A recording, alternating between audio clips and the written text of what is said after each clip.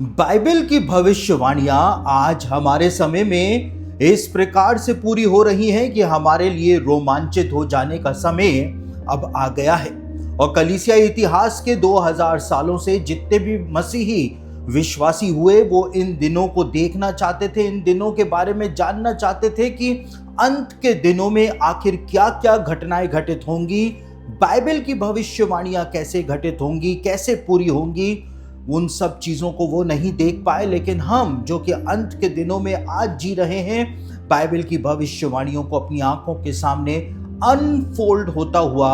हम लोग देख रहे हैं। यानी कि हम लोग भी ब्लेसेड लोग हैं। परमेश्वर ने हमको एक स्पेसिफिक टास्क दे करके इन दिनों के अंदर रखा है ताकि हम बाइबल की भविष्यवाणियों के पूरा होने के जीवित गवाह इन अंत के दिनों में बन सके। और आज मध्य पूर्व के अंदर इजराइल, ईरान और अमेरिका का युद्ध हो रहा है, और ये युद्ध बाइबल की भविष्यवाणियों के लिहाज से बहुत ही ज्यादा महत्वपूर्ण है, क्योंकि ये युद्ध ही आगे आने वाले गोग मागोग का जो युद्ध है, जिसके बारे में इज़ीकेल 38 और 39 चैप्टर्स के अंदर बताया गया है। उस युद्ध की जो बुनियाद है, जो फाउंडेशन है, उसकी जो पृष्ठभूमि है, वो इसी युद्ध से जो अभी चल रहा है यहां से बननी शुरू हो जाएगी। और अधिकांश लोग जो बाइबल की भविष्यवाणियों को पढ़ करके रोमांचित हो जाते हैं, वो इस बात को बोल रहे हैं कि गोग मागोग का युद्ध शुरू हो चुका है। यानी इज़ीकेल 38 के अंदर जिस युद्ध के बारे में बताया हुआ है वो युद्ध शुरू हो चुका है, लेकिन ऐसा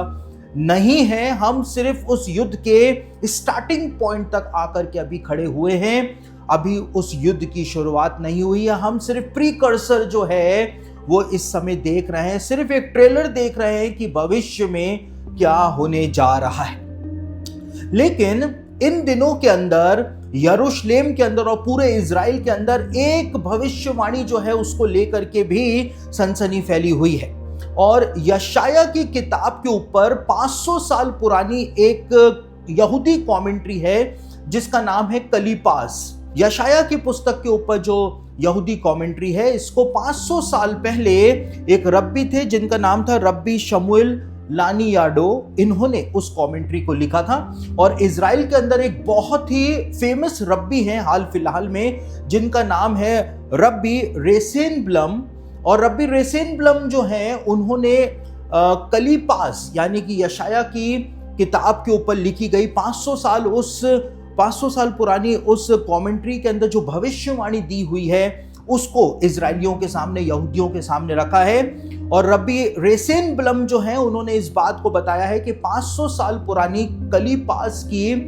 एक भविष्यवाणी जो है वो हमको अंत के दिनों का एक स्पेसिफिक चिन्ह जो है वो बता रही। और यहां पर मैं ये बात साफ कर देना चाहता हूं, जैसा मैंने बीते प्रोफेसी अपडेट के अंदर भी इस बात को कहा था कि यहूदियों की जो भविष्यवाणियां हैं जो उनके रब्बियों ने करी हैं, उनको पढ़ने का, उनको जानने का अर्थ ये नहीं है कि हम उनको बाइबल के समान दर्जा दे रहे हैं या बाइबल के वचनों के बराबर उनको दर्जा दे रहे हैं। उसका मतलब ये नहीं है। लेकिन हम सिर्फ अंत के दिनों को बेहतर रूप से समझने के लिए, और खास तौर से कि इजराइल के अंदर क्या हो रहा है, कैसी उथल पुथल मची हुई है उनके आत्मिक जीवन में, और वो किस तरह से अंत के दिनों को देख रहे हैं, उस बात को दूसरे नजरिए से समझने के लिए हम इस बात को देखते हैं कि उनकी जो दूसरी भविष्यवाणियां हैं वो इन दिनों के बारे में क्या बताती हैं। तो इस वजह से हम इन भविष्यवाणियों का अध्ययन कर रहे हैं। बाइबल की भविष्यवाणियां अपने आप में पर्याप्त हैं अंत के दिनों के बारे में बताने के लिए, लेकिन हम अंत के दिनों को और बेहतर रूप से समझने के लिए, ताकि हम और भी ज्यादा आत्मिक रूप से तैयार हो सके मसीह के आगमन के लिए, इसलिए हम इन भविष्यवाणियों का अध्ययन कर रहे हैं। तो कलीपास नाम की, जो कि यशाया की किताब के ऊपर एक कमेंट्री है 500 साल पुरानी, उसके अंदर रब्बी शमूएल लानियाडो ने क्या भविष्यवाणी लिखी थी, और उन्होंने इस बात को बताया था, उन्होंने जो कमेंट किया था वो यशाया 34:6 के ऊपर किया था। यानी आइजाया 34:6 के अंदर जो लिखा हुआ है उसके ऊपर उस यहूदी कमेंट्री के अंदर क्या कमेंट किया गया है। यशाया 34:6 के अंदर क्या लिखा है, वहां पे लिखा है, क्योंकि बोस्त्रा नगर में यहोवा का एक यज्ञ और एदोम देश में बड़ा संहार हुआ था। बीती प्रोफेसी अपडेट्स के अंदर मैंने आपको बताया था कि ये बोस्त्रा नाम का नगर जो हुआ करता था, ये एदोम देश के अंदर पाया जाता था और ये एदोम देश की राजधानी हुआ करती थी। और एदोम देश जो है वो सऊदी अरेबिया का जो इलाका आज है उसको एदोम देश कहा जाता था और उसकी राजधानी बोस्रा हुआ करती थी। लेकिन ये 500 साल पुरानी कमेंट्री जो है यहूदियों की यशाया की किताब पर, यशाया 34:6 पर, ये 500 साल पुरानी भविष्यवाणी कमेंट्री जो है जिसको कलीपास कहा जाता है, उसके अंदर क्या लिखा हुआ है? उसमें यह लिखा हुआ है कि ये बोस्रा नाम का जो नगर है ये एक प्राचीन नगर तो है, प्राचीन शहर तो है, जो कि एदोम देश की राजधानी हुआ करता था। ये लिखा हुआ है कलीपास के अंदर। लेकिन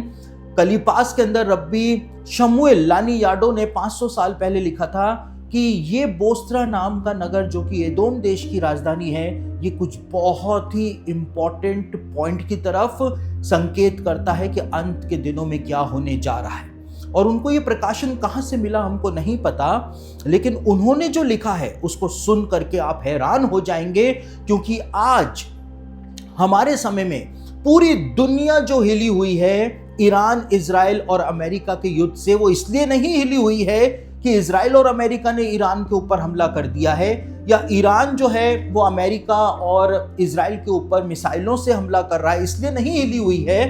लेकिन ईरान ने स्ट्रेट ऑफ हरमूज को बंद कर दिया है। यानी कि हरमूज जल डमरू जो है उसको ईरान ने बंद कर दिया है, जहां से पूरी दुनिया के अंदर गैस और तेल जो है वो इंपोर्ट किया जाता है, वहीं से ही सारे जहाज जो है वो निकलते हैं। और इसलिए पूरी दुनिया में जो अर्थव्यवस्थाएं हैं वो हिलना शुरू हो गई हैं, तेल की किल्लत, गैस की किल्लत होनी शुरू हो गई है, इसलिए पूरी दुनिया हिली हुई है। यहाँ पर 500 साल पुरानी इस भविष्यवाणी के अंदर, जो कि कलीपास के अंदर यशाया की किताब की कमेंट्री के अंदर लिखी गई थी रब्बी शमूएल लानी याडो के द्वारा, उन्होंने क्या कहा था बोस्रा नाम के इस नगर के बारे में, जो कि वास्तव में एदोम देश की राजधानी बाइबल के जमाने में हुआ करती थी। लेकिन क्या लिखा हुआ है आपके सामने पढ़ रहा।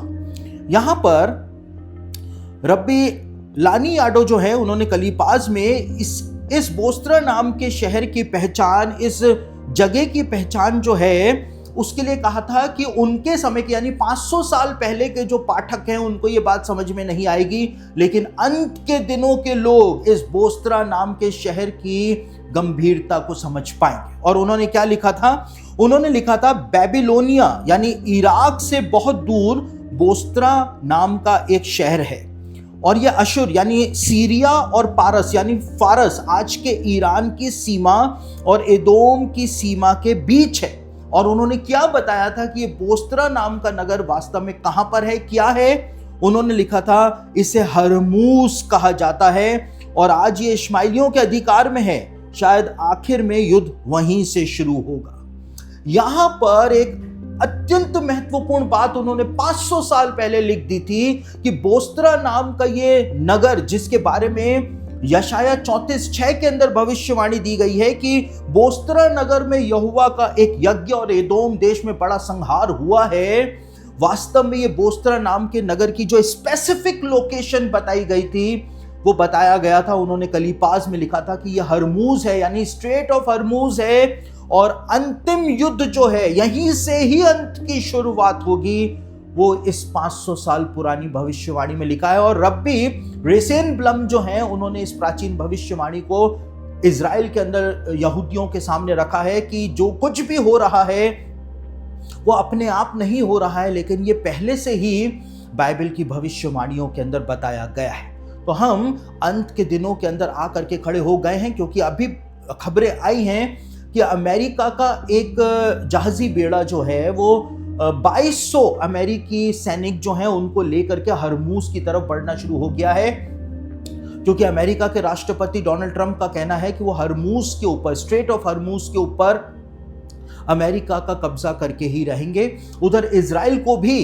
राष्ट्रपति ट्रंप जो है उन्होंने ये हिदायत दी है कि इजराइल को भी अपने सैनिक स्ट्रेट ऑफ हरमूज के अंदर उतारने ही पड़ेंगे, ताकि स्ट्रेट ऑफ हरमूज जो है उसके ऊपर अमेरिकी कब्जा कायम हो सके। तो हम यहां पर देखते हैं कि जो बात 500 साल पहले कलीपास यानी कि यशाया की पुस्तक की जो कमेंट्री थी उसके अंदर जो बात बताई गई थी कि अंत के दिनों के लोग ही इस बात को समझ पाएंगे, उनके समय के पाठक इस बात को नहीं समझ पाएंगे। बिल्कुल वैसा ही हो रहा है, आज हम इस सब बातों को समझ रहे हैं। तो इज़राइल के अंदर इन भविष्यवाणियों को लेकर के सनसनी फैली हुई है, लेकिन हम भारतीय मसीही जो हैं, हमको समझ में ही नहीं आ रहा है कि क्या हो रहा है। तो जब ये भविष्यवाणियां अपने पूरे होने के प्रोसेस के अंदर आ रही हैं, तो ये हमारे लिए बहुत ही ज़्यादा सचेत हो जाने का समय है कि हम अंतिम दिनों के अंतिम पड़ाव की तरफ बढ़ते चले जा रहे हैं। आप माने या ना माने, बाइबल की भविष्यवाणियां पूरी हो रही हैं, और बाइबल की भविष्यवाणियों का पूरा होना इस बात की ओर स्पष्ट संकेत प्रदान करता है कि यीशु मसीह का दूसरा आगमन कहीं ना कहीं बहुत शीघ्र होने जा रहा है।